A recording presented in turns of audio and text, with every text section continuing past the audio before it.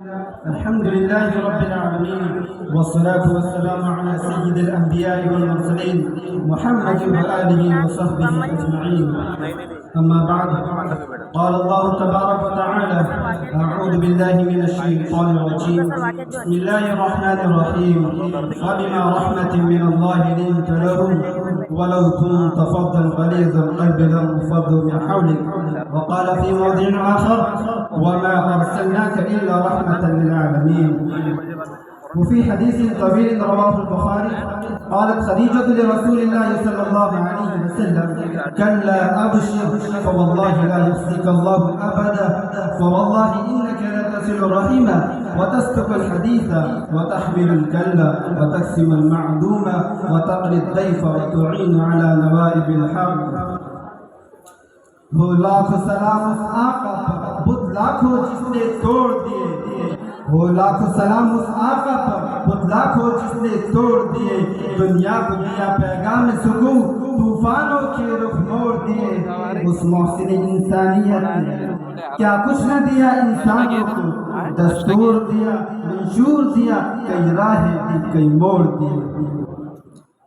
Stage پر رونق افروز علماء کرام اور معزز سامعین کرام، 7ویں صدی کی تاریخ ہے اپنے عروج پر تھی. ظلم و جور نے اپنے کالے بادل دنیا پر بچھا دیے تھے. دنیا کی باغ دور طاقتوروں کے ہاتھ میں تھی. تابوتیت انا ربکم الاعلی کا نعرہ بلند کر رہی تھی. عورتوں کے وجود کو عار سمجھا جانے لگا تھا. مسکینوں، یتیموں اور بیواؤں کا کوئی پرسان حال نہیں تھا. نفرت، انتقام، وحشت و بربریت کی تیز آندھیاں چل رہی تھی. عورتوں کی عصمت محفوظ نہیں تھی. وراثت ہڑپ کر لی جاتی تھی. بے دلی اور بے رحمی کی مذموم فضا نے معاشرے کو زہر آلود کر دیا تھا. انسانیت قرۂ ارض سے مفقود ہو چکی تھی. غریب تھا کہ دنیا ہلاکت کے گڑے گر جاتی، مگر ان دیگر کو حالات کو دیکھ کر رحمت الہی جوش میں آتی ہے اور رسول اکرم محسن انسانیت محمد مصطفیٰ صلی اللہ علیہ وسلم کی بعثت کا فیصلہ کر دیا جاتا ہے. انسانیت کے حق میں صلاح و فلاح کا مدعا سنایا جاتا ہے. حضرات، محسن انسانیت دنیا میں تشریف لاتے ہیں، ظلمت نور میں تبدیل ہونے لگتی ہے، تاریخیت چھٹنے لگتی ہے، بہیمیت اور درندگی پیٹ پھیر کر بھاگنے لگتی ہے. انسانیت کی شمع روشن ہوتی ہے، اور کیا انسان و جانور اور کیا چرند و پرند سب اس کے سائے تلے راحت اور سکون محسوس کرتے ہیں. حضرات، میں محسن انسانیت کے کس نمونے زندگی کو بیان کروں؟ زندگی کے کون سے شعبے کے حالات و واقعات کو بیان کروں؟ کس زبان و قلم ان واقعات کو لکھنے اور بیان کرنے سے عاجز ہے؟ غزوہ احد میں رسول اللہ صلی اللہ علیہ وسلم کے دندان مبارک شہید ہو جاتے ہیں، چہرہ مبارک خون سے رنگین ہو جاتا ہے، لیکن وہ انسانیت کا محسن بجائے اس کے کہ بددعا کرے، قوم کے حق میں دعا کرتا ہے کہ خداوندہ میری قوم کو ہدایت دے، وہ مجھے نہیں جانتی. اللہم اہد قومی فانہم لا یعلمونی.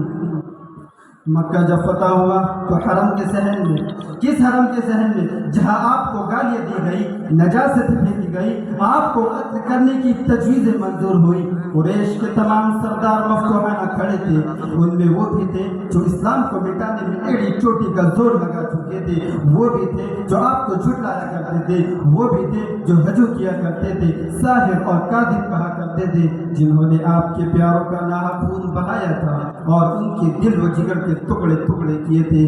آج یہ سارے مجرم سرنی کو سامنے تھے، پیچھے صدا خون، آشام، تلواریں محمد کے ایک اشارے کی منتظر تھی. صحابی رسول نعرہ لگاتے ہیں کہ الیوم یوم المرحمہ، کہ آج تو خون ریزی کا دن ہے، لیکن وہ انسانیت کا محسن باوجود قدرت و غلبے کے عام منادی کراتا ہے کہ لا تثریب علیکم اليوم اذهبوا فانتم الطلقاء، کہ آج تمہاری کوئی پکڑ نہیں ہوگی، جاؤ تم سب آزاد ہو.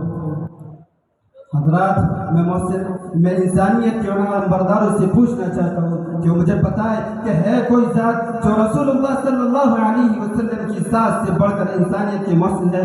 ہے کوئی ذات جس نے انسان ہو یا جانور، آزاد ہو یا غلام، مرد ہو یا عورت، تمام کو ان کے حقوق دیے ہو؟ طاقت و غلبہ ہونے کے باوجود جانی دشمنوں کے ساتھ عفو و درگزر کا معاملہ کیا ہو؟ نہیں، دنیا اس کی نظیر پیش کرنے سے قاصر ہے، بلکہ ہرگز پیش نہیں کر سکتی۔ آخر میں